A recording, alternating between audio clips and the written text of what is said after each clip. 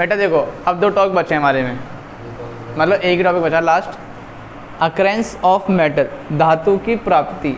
यानी आपको पता होगा जितने भी हमारे मेटल हैं, जितने भी हमारे मेटल्स हैं, वो सब हमें कहाँ से मिलते हैं? धरती से मिलते हैं। चाहे लोहा ले लो, चाहे सोना ले लो, चाहे चांदी ले लो, कुछ भी ढूंढ लो, सब कहाँ मिलेगा? पृथ्वी के नीचे अंदर जाके। तो अब अगर हमें इनको निकालना है तो कौन कौन से प्रोसेस से निकल सकते हैं, मिल सकते हैं? और क्या ये ऐसे ही पड़े रहते हैं? देखिए पड़ा सोना, निकाल लो, क्या ये रहा?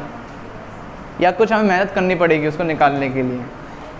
अगर हमें पृथ्वी के अंदर से, अर्थ के अंदर से आयरन, मैग्नीशियम, कैल्शियम, है ना, कॉपर, एल्यूमिनियम, सल्फ़र, ये सब चीज़ सॉरी सल्फ़र नहीं है, सल्फ़र नॉन मेटल में आता है। अगर ये सारी चीज़ निकालनी है तो क्या हमें कुछ मेहनत करनी पड़ेगी, कोई प्रोसेस यूज़ करना पड़ेगा, या फिर ऐसे ही लेके फावड़ा और लग जाओ खोदने, मिल जाएगा एक दिन?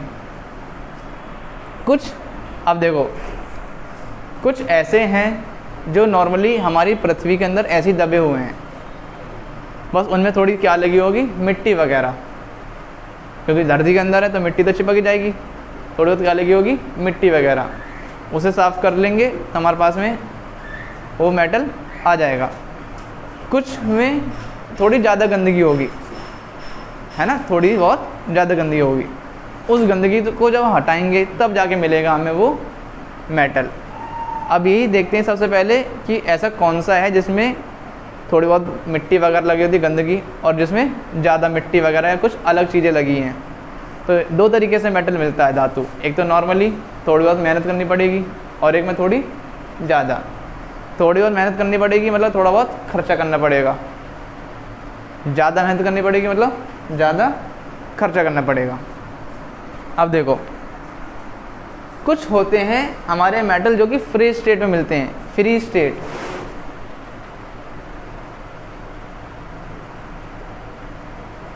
मुक्त अवस्था, मतलब इनमें थोड़ी बहुत क्या लगी हो सकती है? मिट्टी वगैरह। ये और किसी के साथ नहीं जुड़े होंगे, ऐसा नहीं किसी और के साथ जुड़े हुए मिलेंगे हमें, ये बस किससे जुड़े होंगे? मिट्टी वगैरह से। और मिट्टी को आप पता है, थोड़ा सा वॉश कर लो, साफ़ कर लो ब्रश वगैरह से, वो साफ़ हो जाती है, हट जाती है, कीचड़ वगैरह जैसा मान चलो। तो ऐसे कौन कौन है? ऐसे में है गोल्ड, सोना, चांदी, सिल्वर, प्लेटिनम, पीटी और एक्सेट्रा। आपको याद हो हमने एक टेल पढ़ी थी जिसमें मैंने बताया था आपको कि सबसे ज़्यादा रिएक्टिव कौन होता है और सबसे कम रिएक्टिव कौन होता है, याद है ना? उसमें सबसे नीचे कौन आता था? गोल्ड, उससे थोड़ा सा ऊपर प्लेटिनम, उससे थोड़ा सा ऊपर सिल्वर, है ना? यही तो आते थे। तो जो सबसे कम रिएक्टिव होगा, जो सबसे कम रिएक्टिव होगा मतलब वो किसी और के साथ जुड़ेगा ही नहीं, वो हमें ऐसे ही पड़ा मिल जाएगा।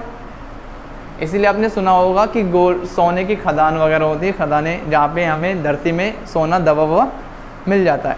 या फिर आप खुद ही सोचो, अगर आप कोई एक लोहे की कील गाड़ो 10 दिन पहले मिट्टी के अंदर और 10 दिन बाद जाके देखो, तो क्या वो जो कील है वो सेम ऐसी मिलेगी आपको? उसमें थोड़ा बहुत जंग वगैरह कुछ ना कुछ तो जुड़ जाता है ना? थोड़ी ख़राब सी भी हो जाती है पहले के मुकाबले, हो जाती नहीं हो जाती है? चोबा लेना है, कील, उसको मिट्टी वगैरह में गाड़ दो, दफना दो, है ना? और 10 से 15 दिन बाद जाके देखना क्या वो सेम ऐसी कंडीशन में है, उसमें कुछ चेंज आया है, उसके कलर देखना जाब के। यहाँ तक कि जब लेंटर कितने दिन के लिए रहता है? 7 दिन के लिए। उसमें जो चोवे लगाए जाते हैं ना, वो भी जंग खा जाते हैं। आपसे तो मैं बोल रहा हूँ 10 दिन के लिए दबाने के लिए, वहाँ पे मॉइस्चर नहीं होता, लोहा जंग नहीं खाता है क्या? ख़राब नहीं होता है क्या? फिर अब देखो, यही तो चीज़ समझो। और दूसरी बेटा, जो आपकी कील है ना, लोहा, ऐसा कभी लोहा मिलता नहीं हमें, इसमें हम इम्प्योरिटी ऐड करते हैं तब जाके ऐसा लोहा बनता है। इतना हार्ड कभी नहीं होता लोहा जितना हम बनाते हैं इसे। ये हमने बाय केमिकल इतना हार्ड बनाया है, इतना हार्ड नहीं आता है अर्थ से निकल के। इसे हम बनाते इतना हार्ड। ठीक, तो जैसे आपने कोई लोहे की कील वगैरह गाड़ी ज़मीन में और 10 से 15 दिन बाद जाके देखा, तो आप देखो उसका कलर भी चेंज हो जाएगा, थोड़ा ब्राउन ब्राउन हो जाएगा। जहाँ पे सिल्वर था क्या हो जाएगा, ब्राउन वगैरह। उसके साइड साइड में थोड़ी डस्ट वगैरह जम जाएगी, धूल मिट्टी। इसके अलावा और क्या जम जाएगा, उसमें जंग लग जाएगा, है ना, यानी उसकी दीन दशा सब बेकार हो जाएगी। और वहीं पे अगर आपकी मम्मी ने कुछ गिफ्ट कर रखा हो लड़कियों को सोने का, उसे जाके दाब देना 15 दिन के लिए, मैं जाके नहीं निकालूंगा, ठीक है ना, पर मुझे बता देना कहाँ पे दावा है ना। और चेक करना 15 दिन बाद वो सोना वैसे का वैसे ही हमें मिल जाएगा। मिट्टी वगैरह उसमें लगी होगी, पर उसे वॉश करने पर वो पहले के जैसा दिखेगा। क्यों? क्योंकि जो गोल्ड है वो है लेस रिएक्टिव, रिएक्शन नहीं करता ज़्यादा, बहुत जल्दी से रिएक्शन नहीं करता है। इसीलिए मैंने बोला कि जो गोल्ड, सिल्वर, प्लेटिनम है, ये तीनों के तीनों हमें नॉर्मली ऐसे कैसे पड़े मिल जाते हैं। 60, 70, 80 साल, 100 साल पहले किसी ने अपना खजाना दबाया था, वो आज जाके मिलता है दबा हुआ, और आज भी ऐसे कैसे मिलता है, कुछ नहीं होता उसे। सेम ऐसे कैसे, आपने सुना होगा कि कहीं किसी ज़मीन में अपने दादा या नानी किसी ना किसी से सुना होगा कि हमारे गांव में यहाँ पर किसी को मिट्टी के घड़े में कुछ मिला था, सोना घड़ा मिला था। हमारे गांव में मिला था एक व्यक्ति को जो अपना घर बनाने की तैयारी करवा दे। घर बनाने से पहले बुनियाद वगैरह खोदी जाती है ना, जिसे बोलते हैं नींव। उस व्यक्ति को 2 घड़े भर के मिले थे गोल्ड, डायमंड, गोल्ड, डायमंड और तुम्हारे कुछ मोती वगैरह महंगे वाले। और आज उसके घर पे टीन भी नहीं है।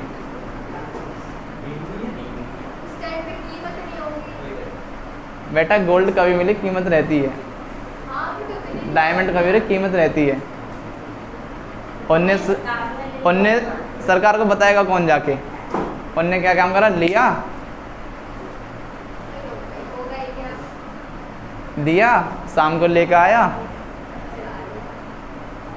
और अब धीरे धीरे सारा कर दिया उनने ख़त्म। ठीक है ना।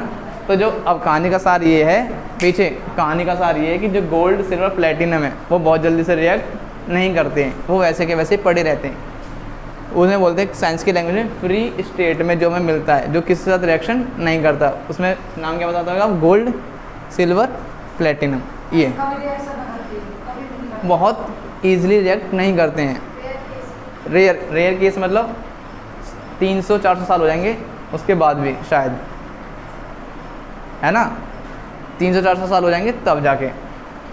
आपने देखा होगा आपकी मम्मी वगैरह कानों में सोने कुछ है ना, कुंडल वगैरह, वो रोज़ रेगुलर नहाती हैं, आज तक उनमें कभी जंग लगा? वहीं पे आप लोहे के कुछ आइटम पे रोज़ पानी गिर दो, 3 से 4 दिन में वो हो जाएगा पूरा ख़राब। तो उसने आज तक रिएक्शन करी अभी तक? आपकी मम्मी ने जो कुंडल वगैरह पहना के कम से कम 15, 20, 25 साल तो हो ही होंगे उन्हें पहने हुए, और अब तक उन्होंने रिएक्शन नहीं करी है। और ऐसे ही अपनी दादी वगैरह को देखा होगा, उन्हें 60-70 साल हो गए होंगे, है ना। और किसी ने कोई ज़्यादा लक्की हुआ, अपनी परदादी को देखा हो, या नानी जी को देखा, परनानी को, या गांव में और ज़्यादा कोई बूढ़ा इंसान हो उसको देखा हो, उसके भी अभी तक ऐसे ही हैं। तो ये जो मेटल्स हैं ये बहुत इजीली रिएक्ट नहीं करते हैं, ये हमें ऐसे कैसे पड़े हुए मिल जाते हैं। अब कुछ ऐसे हैं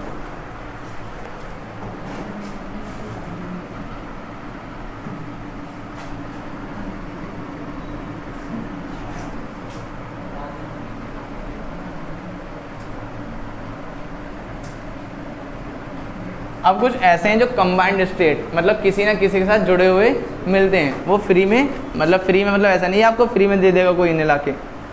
यहाँ फ्री का मतलब ये नहीं है कि कोई फ्री में लाके देगा, इसका मतलब ये किसी और के साथ नहीं जुड़े होंगे। कंबाइंड का मतलब किसी ना किसी के साथ ये जुड़े हुए मिलेंगे, अकेले नहीं मिलेंगे कभी भी। ये इसमें आपका एग्जाम्पल क्या हो सकता है, सोडियम। याद है सोडियम के बारे में क्या बताया था मैंने? सोडियम के बारे में कुछ बताया था, पोटेशियम के बारे में कुछ बताया था, कैल्शियम, आयरन एक्सेट्रा। अगर याददाश्त पे थोड़ा पानी डालो, झाड़ू से साफ़ करो, तो याद आएगा कि मैंने बताया सोडियम एक ऐसा मेटल है बहुत जल्दी से रिएक्शन कर देता है ना, इसीलिए उसे हम रखते हैं केरोसिन ऑयल में, मिट्टी के तेल के अंदर। वो हमें कभी फ्री स्टेट में नहीं मिल सकता है, वो रिएक्शन कर लेता है। पोटेशियम भी, कैल्शियम भी, और आयरन तो मैं आपको बताए रखा है। ऐसे बहुत सारे और भी एग्जांपल्स हैं जो कंबाइंड स्टेट, मतलब किसी न किसी के साथ ये जुड़े हुए मिलेंगे, कभी भी अकेले नहीं मिल सकते ये। ठीक, तो दो चीज़ समझा कि फ्री स्टेट और कंबाइंड स्टेट क्या है। फ्री स्टेट मतलब ऐसे मेटल जो किसी और के साथ रिएक्शन नहीं कर रहे होंगे, कंबाइंड स्टेट मतलब ऐसे मेटल जिन्होंने किसी न किसी के साथ रिएक्शन कर रखी होगी। ठीक, और आसान भाषा में ये सभी सिंगल होंगे, ये सभी सिंगल होंगे, और ये सभी जोड़े होंगे, है ना। ये सभी शिवम की तरह हैं।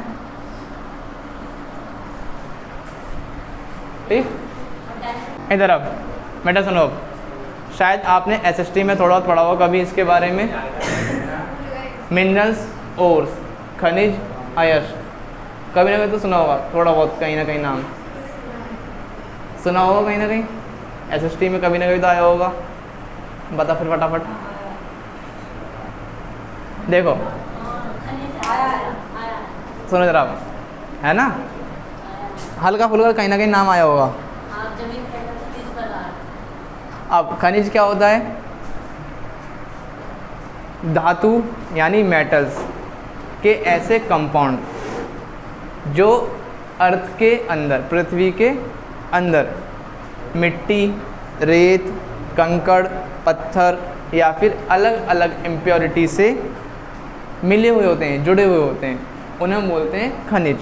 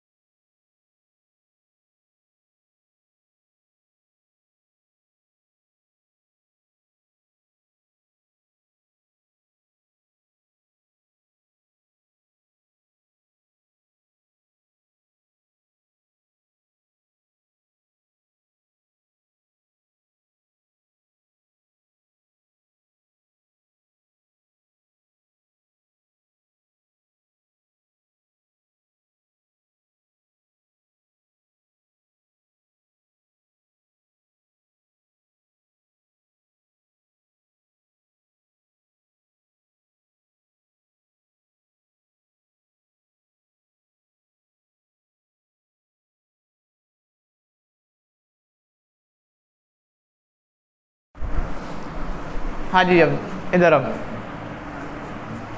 अब जैसे हमने कोई लोहा लिया है ना, अब आपने देखा होगा जो हमारे लोहे के पीसेस होते हैं या मेटल की कोई भी ऑब्जेक्ट होती है बहुत जल्दी से ख़राब हो जाती है, जैसे लोहा वगैरह है। आप घर बनाने के सरिया वगैरह लेकर आते हो, अगर सरिया जल्दी से यूज़ ना करा जाए, सरिया अगर जल्दी से यूज़ ना करा जाए ख़राब होने लगता है धीरे धीरे। गेट वगैरह पर अगर हम पेंट वगैरह ना करवाएं, ऐसे छोड़ दें तो धीरे धीरे ख़राब हो जाता है। यानी मेटल का एटमॉस्फेयर में जो एयर और मॉइस्चर है उससे रिएक्शन करके नष्ट होना, डेस्ट्रॉय होना, उस प्रोसेस को क्या बोलते हैं? कोरोजन। इसका एग्जाम्पल है रस्टिंग ऑफ आयरन, लोहे में जंग लगना। अक्सर बच्चों को कन्फ्यूजन होती है जो लोहे में जंग लगना है वो यही है कोरोजन। कोरोजन वो नहीं है, वो उसका एग्जाम्पल है। अगर आपसे कोई पूछे कि कोरोजन क्या है, कि आप क्या बताओगे? Destroying of metal reaction with air and moisture present in our atmosphere. किसी भी मेटल का नष्ट होना, ख़त्म होना। कैसे नष्ट और ख़त्म होगा? वो रिएक्ट करेगा, किसके साथ रिएक्ट करेगा? हवा में जो एयर और मॉइस्चर है, नमी है, उससे, और धीरे धीरे क्या हो जाएगा? वो नष्ट, ख़त्म हो लग जाएगा, कमज़ोर होने लग जाएगा। तो उस प्रोसेस को क्या बोलते हैं? कोरोजन। उसका एग्जाम्पल क्या आएगा? रस्टिंग ऑफ आयरन, लोहे में जंग लगना। उसका एग्जाम्पल क्या आएगा? रस्टिंग ऑफ आयरन, लोहे में जंग लगना। अब इस चीज़ से बचने के लिए कुछ ना कुछ उपाय निकाले गए। तो पहला उपाय क्या निकाला गया? गैल्वेनाइजेशन। दूसरा उपाय निकाला गया अलॉइंग। तीसरा उपाय निकाला गया पेंटिंग और ग्रीसिंग, ऑयलिंग। गैल्वेनाइजेशन का मतलब क्या है? यस, दोलेपन। इसमें क्या होता है आपका? The process of coating iron and steel object with a thin layer of zinc. आप क्या करते हो? आयरन और स्टील की जो भी मेटल की सरफेस है उसके ऊपर किसकी लेयर चढ़वा देते हो? जिंक की। किसकी लेयर चढ़ाते हो? जिंक की। Is called a galvanisation. इसी को हम क्या बोलते हैं? गैल्वेनाइजेशन। तो अगर कोई पूछे गैल्वेनाइजेशन क्या है तो आप क्या बताओगे? कि मेटल पर, मेटल कौन? आयरन और स्टील, उस पर हम किसकी लेयर चढ़ा रहे हैं? जिंक की। उस प्रोसेस को क्या बोलेंगे? गैल्वेनाइजेशन। अलॉय का मतलब क्या होता है? अलॉय का मतलब होता है मिश्रण तैयार करना। जब हम दो अलग अलग मेटल या एक मेटल और दूसरा नॉन मेटल को मिलाएं तो जो बन के आता है उसे क्या बोलते हैं हम? अलॉय, मिश्र धातु। आया बात समझ में? अलॉय यानी मिश्र धातु। जैसे कि एक अमलगम, अमलगम नाम का कुछ है, उसमें वो किससे मिल बना होता है? सोडियम और मरकरी से। सोडियम और मरकरी से। अच्छा, किस किस का मानना ये है कि जो आपकी मम्मी वगैरह ने गोल्ड पहन रखा है वो 24 कैरेट का है, 24 कैरेट का? अच्छा, 24 कैरेट का गोल्ड पहन सकते हैं? क्यों? क्यों गल जाएगा? गल क्या जाएगा फिर? तो गल जाएगा। देखो, जो 24 कैरेट का गोल्ड होता है वो इतना सॉफ्ट होता है कि अगर आपने उसे टच कर दिया तो उसकी जो शेप है वो चेंज हो जाएगी, है ना? और आप देखते हैं मम्मी वगैरह बहुत अच्छे से डिज़ाइन बनवा के लेके आती हैं, और आपने देखा मम्मी दिखाई क्या लेके आई है बनवा के, और फिर पता नहीं चप्पल और जूते कहाँ से आए थे। ठीक, अब उस चीज़ से बचने के लिए एक उपाय निकाला गया कि उसमें थोड़ी सी इम्प्योरिटी ऐड कर दी। किसकी इम्प्योरिटी ऐड करते हैं? कॉपर की। बहुत ही कम अमाउंट में, ऐसा नहीं भर के। अगर भर के डाल रहे हैं इसका मतलब आपका सुनार आपको पागल बना रहा है। ठीक, सबसे बढ़िया गोल्ड माना जाता है 22 कैरेट का, जो पहनने के लायक है। 24 कैरेट का गोल्ड नहीं होता है, तो फिर पहनने के लायक नहीं है। पहनने के लायक मतलब उससे ज्वेलरी वगैरह बनाना पॉसिबल नहीं है। ठीक, तो जो हमारा जो गोल्ड पहनते हैं उसमें हमने इम्प्योरिटी कौन सी ऐड कर दी? कॉपर की। तो वो क्या बन गया हमारे लिए? अलॉय। आई बात समझ में? एक तो ये प्रोसेस हो गया। आई, जैसे हमने, आपने देखा कि गेट वगैरह क्या करते हैं हम? पेंटिंग वगैरह किससे बचाने के लिए? जंग लगने से बचाने के लिए। मशीन के जो पार्ट वगैरह होते हैं, मशीन के जो पार्ट वगैरह होते हैं उसमें हम लगातार क्या करते जाते हैं? ऑयलिंग वगैरह। जैसे आपने देखा होगा अगर आसपास में कोई सिलाई वगैरह काम करता हो, वो हर 1-2 दिन में या रेगुलर टाइम पे क्या डालता रहता है उसमें, ऑयल। या घर में साइकिल वगैरह हो तो बारिश के टाइम में जो साइकिल की चेन होती है वो टाइट हो जाती है ना, उसमें क्या करवाते हैं फिर ग्रीसिंग वगैरह करवाते हैं, ऑयलिंग वगैरह करवाते हैं, जिससे कि वो स्मूथली चल सके। तो ये 4 प्रोसेस हैं किससे बचाने के लिए, कोरोजन से बचाने के लिए। आई बात समझ में? छाप लो जो छापना है।